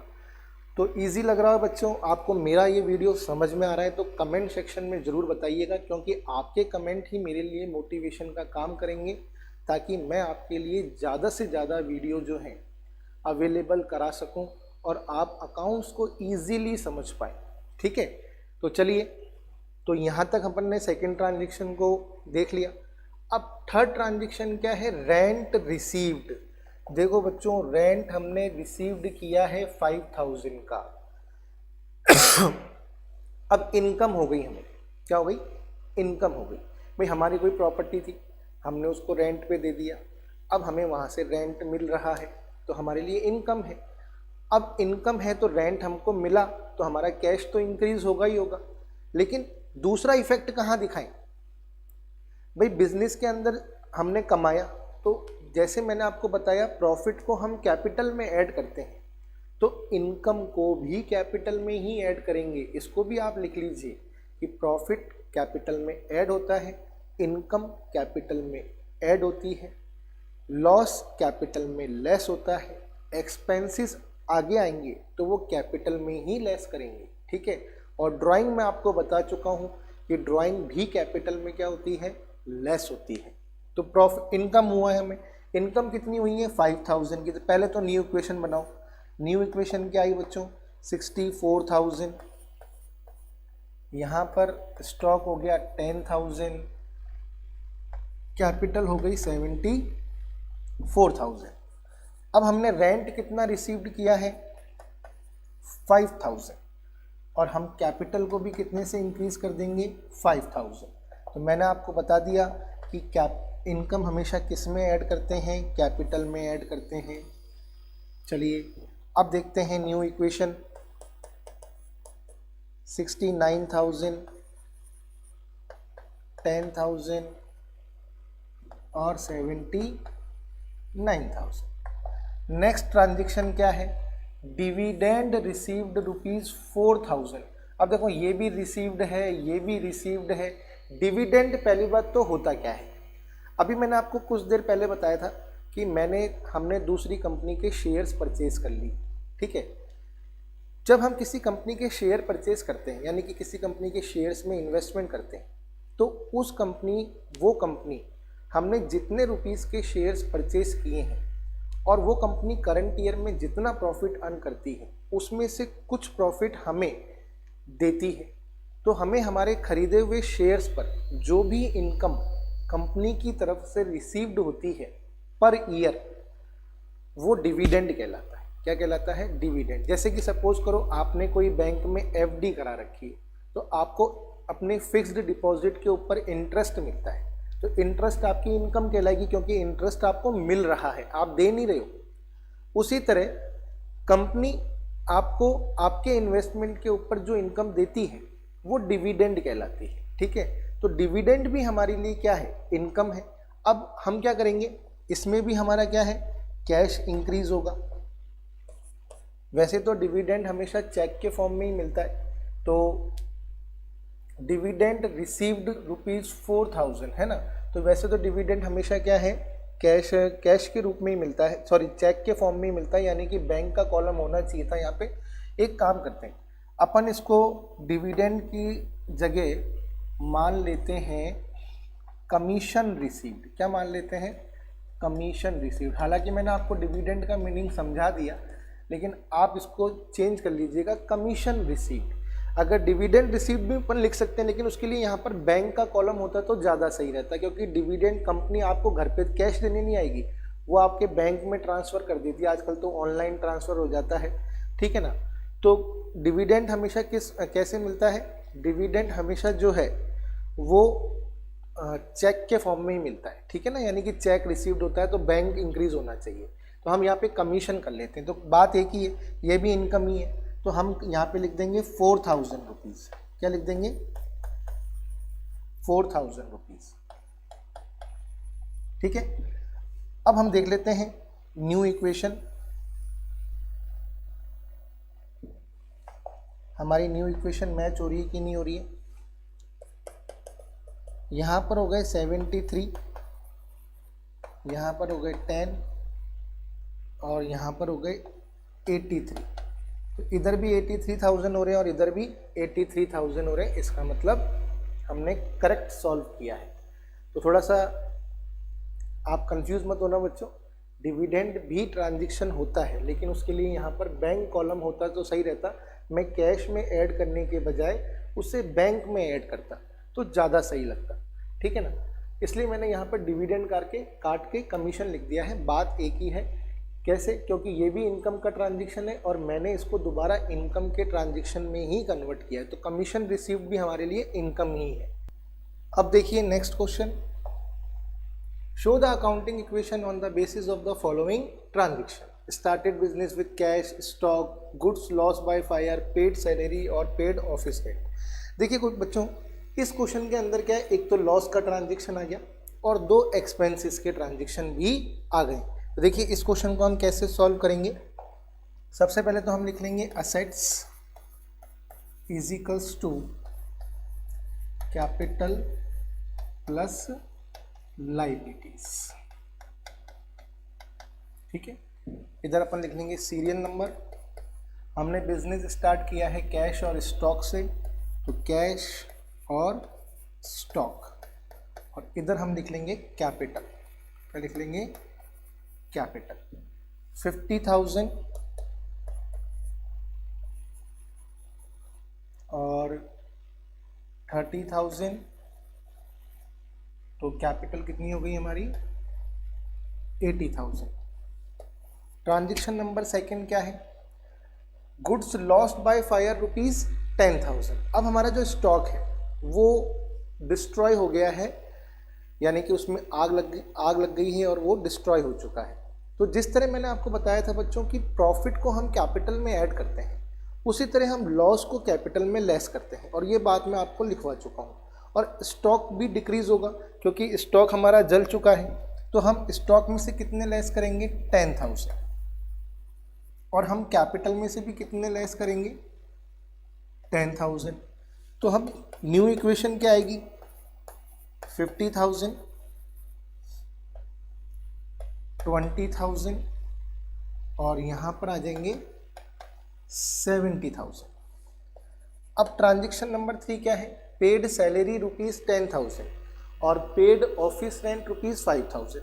दोनों ही ट्रांजेक्शन जो है वो एक्सपेंसेस के हैं और ये हमारे बिजनेस के ऑपरेटिंग एक्सपेंसेस कहलाते हैं, यानी कि बिजनेस को चलाना है तो इनको तो करना ही पड़ेगा। अब इसमें क्या हो रहा है कि हमारे पास से कैश जा रहा है, तो मैंने आपको लिखाया कि हम इनकम को कैपिटल में ऐड करते हैं, तो एक्सपेंसेस को कैपिटल में से क्या करेंगे, लेस करेंगे। हमने कितनी सैलरी पे की है, 10,000 की, तो हम कैश में से 10,000 लेस कर देंगे और हम कैपिटल में से भी 10,000 क्या कर देंगे, लेस कर देंगे।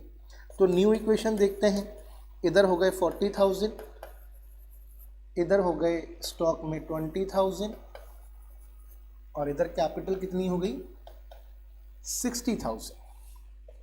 फोर्थ ट्रांजेक्शन क्या है, पेड ऑफिस रेंट, बिल्कुल सेम, हम 5,000 से कैश को लेस कर देंगे और 5,000 से हम कैपिटल को भी लेस कर देंगे, क्योंकि ये भी क्या है, एक्सपेंसेस है, ठीक है, और एक्सपेंसेस को कैपिटल में से लेस किया जाता है। तो न्यू इक्वेशन 35,000, 20,000 और 55,000। देखिए इधर 55,000 हो रहे हैं और इधर भी 55,000 हो रहे हैं, इसका मतलब क्वेश्चन राइट है। नेक्स्ट देखिए, started business with cash, machinery and creditors, depreciation charge on machinery at the rate of 10% per annum, charge interest on capital ₹5,000। बच्चों बहुत अच्छी ट्रांजेक्शन है इसमें, एक तो डेप्रिसिएशन का ट्रांजेक्शन भी आ गया, एक इंटरेस्ट ऑन कैपिटल का ट्रांजेक्शन भी आ गया, और इसमें आपको दिख रहा है कि कैश, मशीनरी और क्रेडिटर्स, यानी कि हमें 2 असेट दे रखी है और एक लाइबिलिटी दे रखी है बिजनेस स्टार्ट करते समय।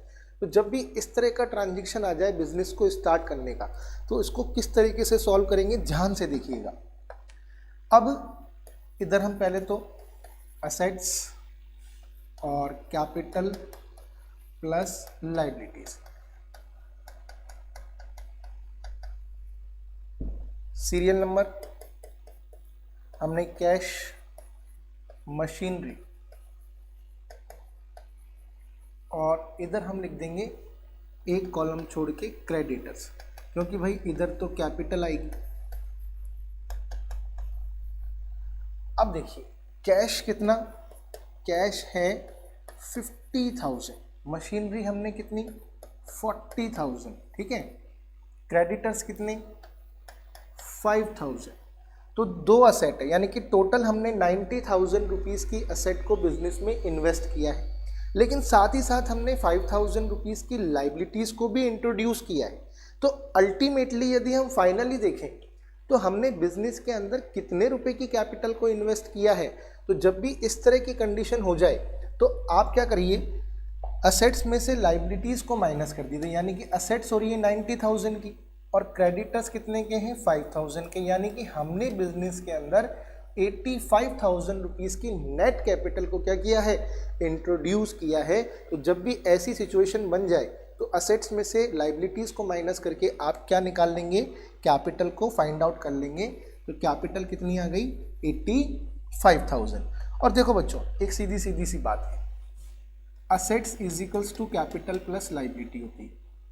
अब आपको कैपिटल निकालनी है तो आप क्या करो, असेट्स में से लाइबिलिटीज़ को माइनस कर दो, और लाइबिलिटीज़ निकालनी हो तो आप असेट्स में से कैपिटल को माइनस कर दो। यानी कि एक तरीके से इस इक्वेशन से 2 इक्वेशन और बना सकते हैं। तो बिल्कुल भी घबराने की ज़रूरत नहीं है, इजी है, थोड़ा सा लॉजिकली सोचना है बस, और कुछ भी नहीं, ठीक है। तो चलिए फर्स्ट ट्रांजेक्शन आपको समझ में आ गया होगा। अब सेकंड ट्रांजेक्शन देखिए, सेकंड ट्रांजेक्शन जो है वो डेप्रिसिएशन का ट्रांजेक्शन है। ये कह रहा है depreciation charge on machinery at the rate of 10% per annum. अब डेप्रिसिएशन होता क्या है, डेप्रिसिएशन हमेशा फिक्स्ड असेट्स पर लगाया जाता है, लेकिन एक्सेप्ट लैंड, लैंड पे डेप्रिसिएशन कभी नहीं लगता, लैंड की वैल्यू हमेशा इंक्रीज होती है। लैंड को छोड़कर जितनी भी फिक्स असेट होती है, हमने सेकंड चैप्टर में जो है अकाउंटिंग टर्म्स के बारे में पढ़ा है, तो फिक्स असेट वो होती है जो बिजनेस में लॉन्ग टर्म तक काम में आती हैं, बिजनेस की अर्निंग कैपेसिटी को क्या करती हैं, इंक्रीज करती हैं, जैसे कि फर्नीचर, मशीनरी, प्लांट, ठीक है, बिल्डिंग, तो ये सब फिक्स असेट कहलाती हैं। अब इनके ऊपर क्या, इनको हम बिजनेस के अंदर रेगुलर बेसिस पर यूज़ करते हैं। बिजनेस पर फिक्स असेट को रेगुलर बेसिस पर यूज़ करने के कारण क्या होता है, उनकी वैल्यू डिक्रीज हो जाती है।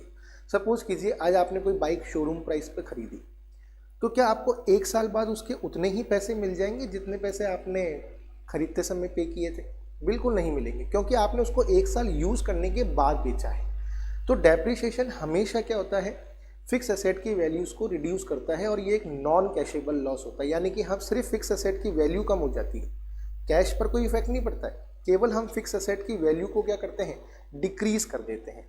डेप्रिसिएशन के और भी कई रीज़न हो सकते हैं, जिनको हम डेप्रिसिएशन वाले चैप्टर में थोड़ा सा ज़्यादा डिस्कस करेंगे, फिर भी मैं आपको बता देता हूँ। जैसे कि कोई एक्सीडेंट हो गया, कोई मशीन, जैसे कि कोई बाइक का एक्सीडेंट हो जाता है तो बाइक की वैल्यू एकदम बहुत ज़्यादा डिक्रीज हो जाती है। कंज्यूमर का टेस्ट चेंज हो गया, तो हमें अब नया प्रोडक्ट बनाने के लिए नई मशीनरी को परचेज़ करना पड़ेगा, तो पुरानी मशीनरी जो है उसकी वैल्यू एकदम डिक्रीज हो जाती है। टेक्नोलॉजी चेंज हो गई, ये कई रीज़न डेप्रिसिएशन के हो सकते हैं। लेकिन यहाँ पर हम डेप्रिसिएशन के ट्रांजेक्शन को अकाउंटिंग इक्वेशन में कैसे शो करेंगे, इसके ऊपर हम थोड़ा सा समझते हैं। तो देखिए, मशीनरी के ऊपर हमें 10% का डेप्रिसिएशन लगाना है, और मैंने कहा ये नॉन कैशेबल लॉस है, ठीक है, लॉस है, इसका मतलब कैपिटल में से तो लेस हो गई। मशीनरी की वैल्यू कितनी है, 40,000, 40,000 का 10% कितना होगा, 4,000, यानी कि मशीनरी की वैल्यू को हमें 4,000 से क्या करना पड़ेगा, रिड्यूस करना पड़ेगा, और ये लॉस है, इसीलिए हमें कैपिटल में से भी क्या करना पड़ेगा, 4,000 रुपीज़ लेस करने पड़ेंगे। तो डेप्रिसिएशन क्या होता है, रिलेटिव असेट्स में से लेस होता है और कैपिटल में से भी लेस होता है। इसको नोट डाउन कर लीजिए आप अपनी कॉपी में। अब हम बना लेंगे न्यू इक्वेशन। तो यहाँ पर ये हो गए 50,000, फिर 36,000, फिर 81,000 और फिर 5,000। तो 86 एंड 86 इक्वल चल रहा है। इसमें जो लास्ट ट्रांजेक्शन है क्वेश्चन में वो क्या है, चार्ज इंटरेस्ट ऑन कैपिटल ₹5,000। हमें प्रोप्राइटर को उसकी कैपिटल पर इंटरेस्ट देना है। तो देखिए बच्चों, ये एक ऐसा ट्रांजेक्शन है, अपनी कॉपी में आप नोट कर लीजिए कि इस ट्रांजेक्शन का अकाउंटिंग इक्वेशन पे कोई इफेक्ट नहीं पड़ता, यानी कि एक तरीके से इफेक्ट क्या रहता है, ज़ीरो, निल। वो क्यों रहता है, एक सेपरेट एंटिटी कंसेप्ट होता है, जिसके अकॉर्डिंग बिजनेस और प्रोप्राइटर दोनों की entity accounting point of view से क्या है, अलग मानी जाती है, अलग ट्रीट की जाती है। प्रोप्राइटर बिजनेस के अंदर कैपिटल को क्या करता है, इन्वेस्ट करता है। क्या इन्वेस्ट करता है, कैपिटल। तो बिजनेस जो है इस कैपिटल के ऊपर प्रोप्राइटर को क्या देता है, इंटरेस्ट ऑन कैपिटल देता है, क्योंकि दोनों की entity accounting point of view से क्या है, अलग है, ठीक है।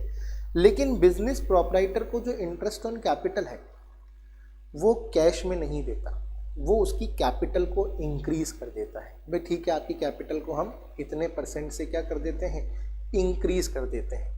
तो कैपिटल क्या हो गई, इंक्रीज हो गई, ठीक है। लेकिन अब बिजनेस ने इंटरेस्ट ऑन कैपिटल प्रोप्राइटर को दिया है, तो ये बिजनेस के लिए एक्सपेंस भी कहलाएगा। तो इस कंडीशन में कैपिटल में से इसे डिक्रीज भी करना पड़ता है। तो इंटरेस्ट ऑन कैपिटल कैपिटल में ही ऐड होता है और कैपिटल में ही लेस होता है, यानी कि इसका कोई भी इफेक्ट नहीं आता है। लेकिन फिर भी हमें इसे शो करके तो बताना पड़ता है। अब हम इसे कैसे दिखाते हैं, हमें कितना देना है, 5,000 रुपये देना है। तो हम 5,000 रुपये को कैपिटल में ऐड कर देंगे और 5,000 रुपये को कैपिटल में ही लेस कर देंगे। कौन से कंसेप्ट के अकॉर्डिंग, सेपरेट एंटिटी कंसेप्ट के अकॉर्डिंग, ठीक है। ये अकाउंटिंग प्रिंसिपल्स वाले चैप्टर में मैं पढ़ा चुका हूँ, ठीक है। अब देखिए न्यू इक्वेशन, 50,000, 36,000, यहाँ पर कोई इफेक्ट आएगा ही नहीं। 81,000 क्योंकि 5,000 ऐड हुए, 5,000 ही लेस हो गए, और 5,000। तो 86 और 86 तो देखिएगा इस क्वेश्चन के अंदर बहुत अच्छे ट्रांजेक्शन थे, इसको आप नोट डाउन कर लीजिएगा। डेप्रिसिएशन को रिलेटिव फिक्स असेट में से लेस किया जाता है, कैपिटल में से लेस किया जाता है। इंटरेस्ट ऑन कैपिटल को कैपिटल में ही ऐड करते हैं, कैपिटल में ही लेस करते हैं। अब चलते हैं नेक्स्ट क्वेश्चन। बच्चों मैं सारे ट्रांजेक्शन्स को कवर किया है और ये वीडियो देखने के बाद यदि आपने बुक के क्वेश्चंस करोगे तो मुझे विश्वास है कि वो आप इजीली सॉल्व कर लोगे। नेक्स्ट देखिए, started business with cash ₹50,000, assets capital plus liabilities. अब तो आपको बिल्कुल ये फॉर्मेट तो रन हो ही गया होगा। सीरियल नंबर, और बच्चों देखो ये क्लास 11 का बिल्कुल बेसिक चैप्टर है। जिस बच्चे को अकाउंटिंग इक्वेशन ढंग से समझ में आ जाती है उसको जर्नल एंट्रीज वाला चैप्टर बहुत ही इजीली समझ में आ जाता है। और जर्नल एंट्रीज अकाउंट्स के लिए आना कंपलसरी है। जिस बच्चे को जर्नल एंट्री नहीं आएगी, समझ में नहीं आएगी, वो आगे अकाउंट्स नहीं कर सकता। तो इसको आप ध्यान से देखिए, ध्यान से समझिए, है ना। तो जर्नल एंट्री क्या है, अकाउंट्स का बेस कहलाती है। और जर्नल एंट्री को समझने के लिए इस चैप्टर का कंसेप्ट समझना क्या होता है, जरूरी होता है। देखिए, started business with cash ₹50,000, cash journal entry आ भी जाती है लेकिन इससे सीखना और आसान हो जाता है। कैश कैपिटल कितने रुपीस, 50,000 और 50,000, ठीक है। Next second, bought motorcycle for personal use. अब देखो बच्चों यहाँ पर क्या वर्ड लिखा हुआ आ गया, पर्सनल यूज, 10,000 रुपीज, ड्राइंग है। अब मोटरसाइकिल का आप कॉलम मत बना देना कि सर ये तो असेट हो गई तो इसलिए हमने कॉलम बना दिया इसका। यहाँ पर क्या लिखा हुआ है, पर्सनल यूज के लिए खरीदी है उसने। अगर उसने बिजनेस के लिए खरीदी होती तो अपन यहाँ पर मोटरसाइकिल का कॉलम बनाते, लेकिन उसने बिजनेस के लिए नहीं खरीदी, उसने पर्सनल यूज के लिए खरीदी है। तो यहाँ पर हम मोटरसाइकिल का कॉलम नहीं बनाएंगे। हम क्या करेंगे, कैश में से 10,000 लेस कर देंगे। और मैं रूल आपको लिखवा चुका हूँ कि ड्राइंग हमेशा किस में से लेस करते हैं, कैपिटल में से लेस करते हैं। तो न्यू इक्वेशन क्या बनेगी,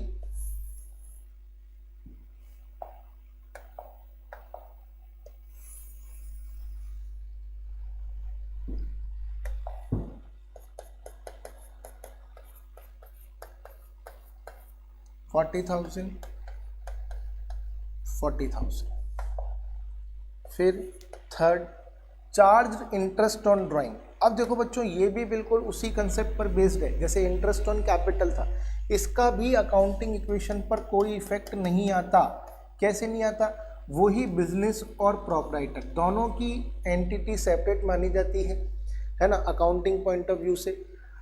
अब प्रोप्राइटर ने क्या किया, अपने पर्सनल यूज के लिए बिजनेस से पैसे निकाले, यानी कि उसने ड्राइंग्स।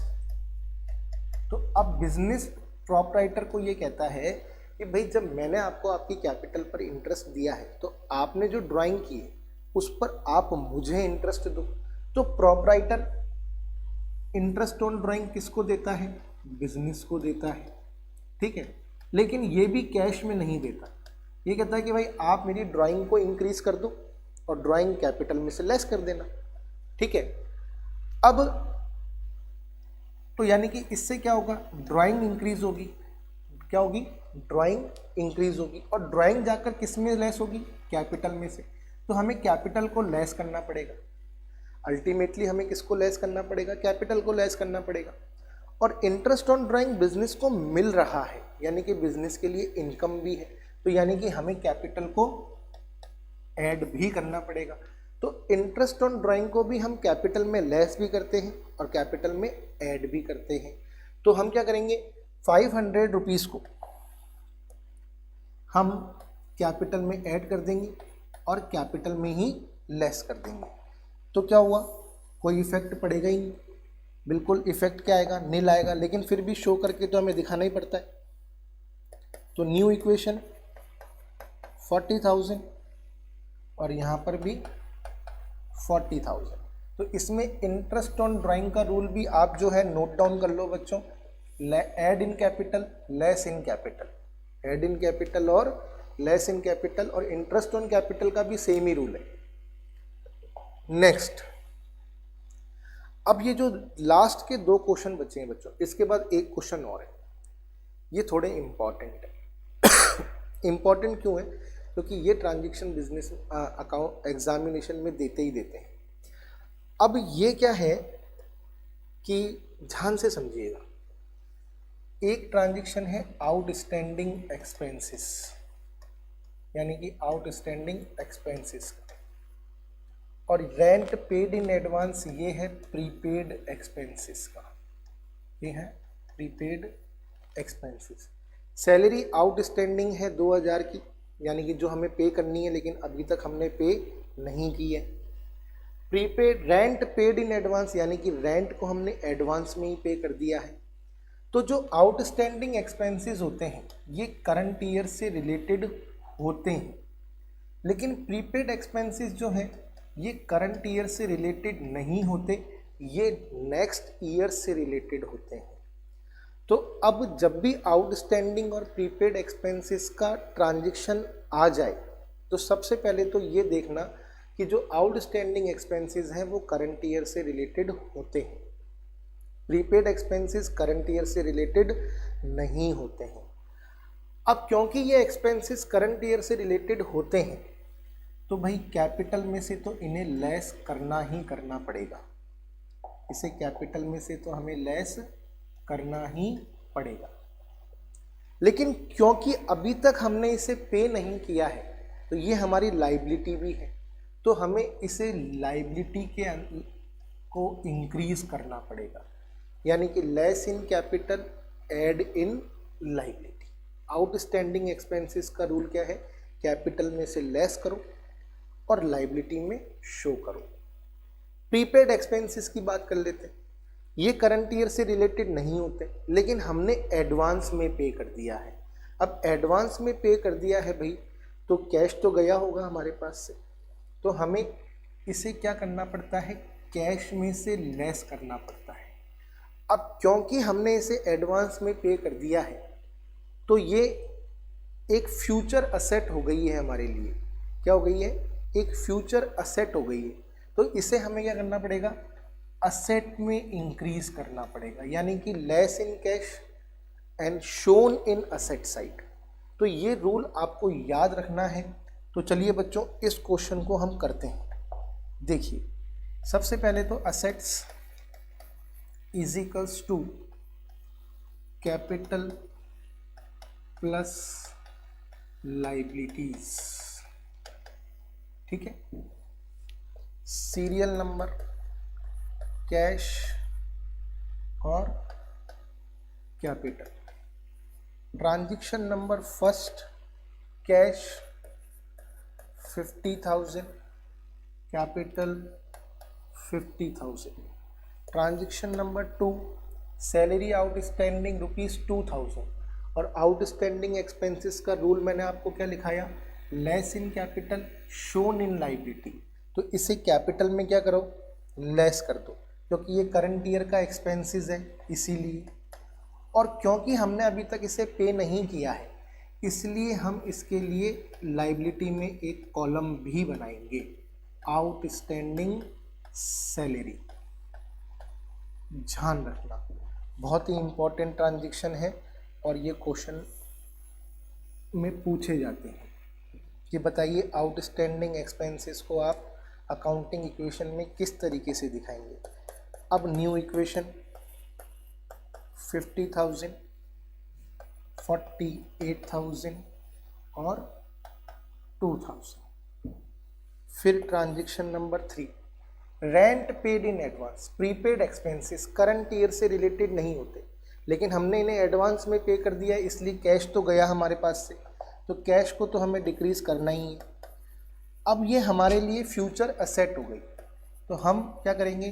प्रीपेड रेंट का कॉलम जो है असेट साइड में बना देंगे 3,000। तो यानी कि प्रीपेड एक्सपेंसेस का रूल क्या होता है?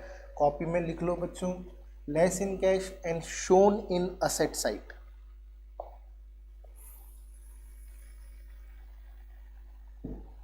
तो अब देख लेते हैं न्यू इक्वेशन 47,000,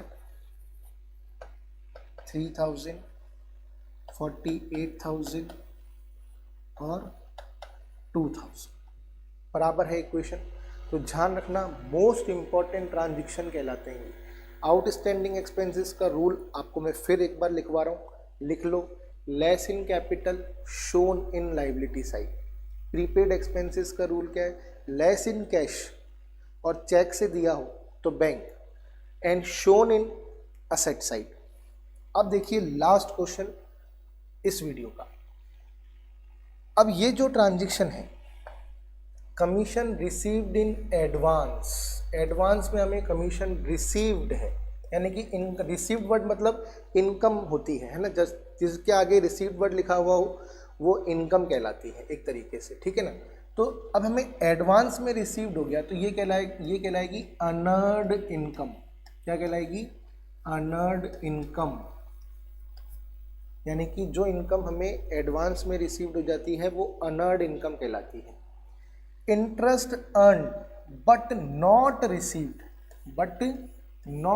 यानी कि हमने इंटरेस्ट कमा तो लिया है लेकिन हमें अभी तक मिला नहीं है, तो ये कहलाएगी अक्रूड इनकम।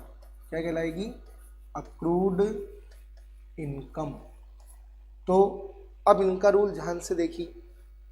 अनर्ड इनकम जो है वो करंट ईयर से रिलेटेड नहीं होती और ये करंट ईयर से रिलेटेड होती है। सबसे पहली बात तो आपको ये ध्यान रखनी है। अब इसको शो कैसे करते हैं?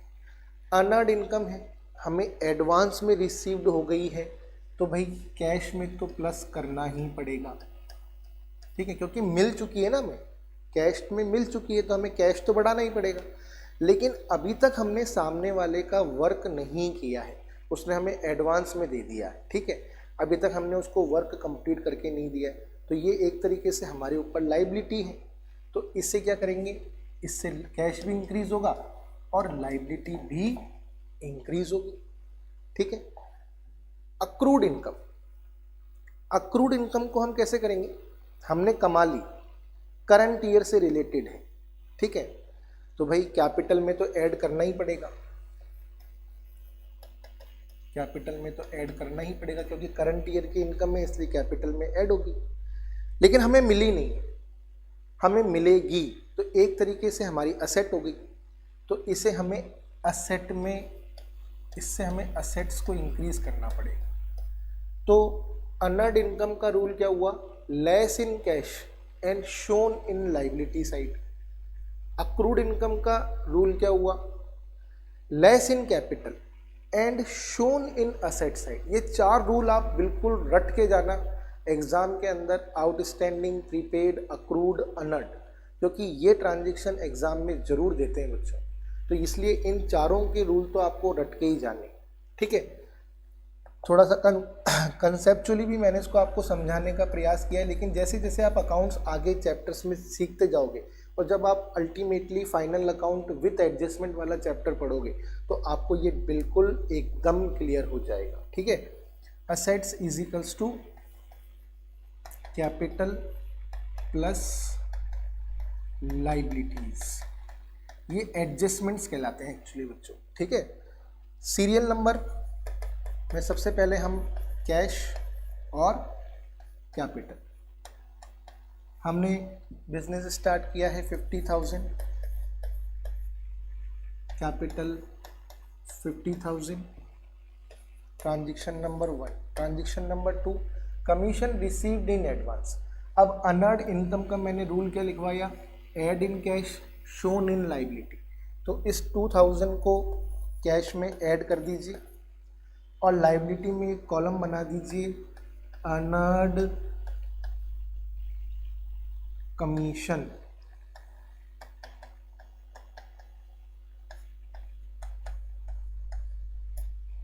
अब बना लीजिए न्यू इक्वेशन,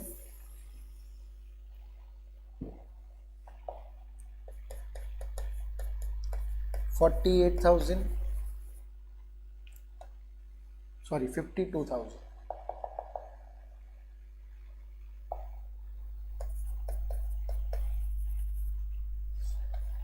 50,000 और 2000। फिर accrued income, interest earn but not received, तो अक्रूड इनकम का रूल क्या लिखवाया, add in capital shown in asset side, तो कैपिटल में ऐड कर दो। कैपिटल में कितने ऐड करने हैं, 1000, और असेट साइड में बना लो अक्रूड इंटरेस्ट।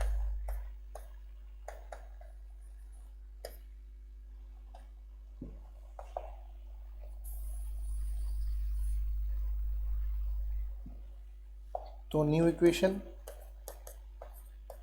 52,000, 1,000, 51,000 और 2,000। तो देखिए बच्चों, अकाउंटिंग इक्वेशन हमारी इक्वल हो रही है। तो बच्चों इस क्लास के अंदर हमने अकाउंटिंग इक्वेशंस के फर्स्ट टाइप के क्वेश्चन सीखे, जिसमें हमें कुछ ट्रांजैक्शंस गिवन होते हैं और हमसे कहा जाता है कि इन ट्रांजैक्शंस के बेसिस पर अकाउंटिंग इक्वेशन को प्रिपेयर कीजिए। अब हम जो सेकेंड टाइप के क्वेश्चंस इस चैप्टर्स में से पूछे जाते हैं उसे हम नेक्स्ट क्लास के अंदर सॉल्व करेंगे बच्चों, और इस क्लास को हम यहीं पर ही ओवर करेंगे। यदि आपको मेरी ये क्लास पसंद आई है तो प्लीज़ मेरे चैनल को सब्सक्राइब जरूर करिएगा, लाइक ज़रूर करिएगा, शेयर ज़रूर करिएगा और कमेंट करना बिल्कुल भी मत भूलिएगा। अब हम मिलते हैं नेक्स्ट क्लास में। Thank you very much.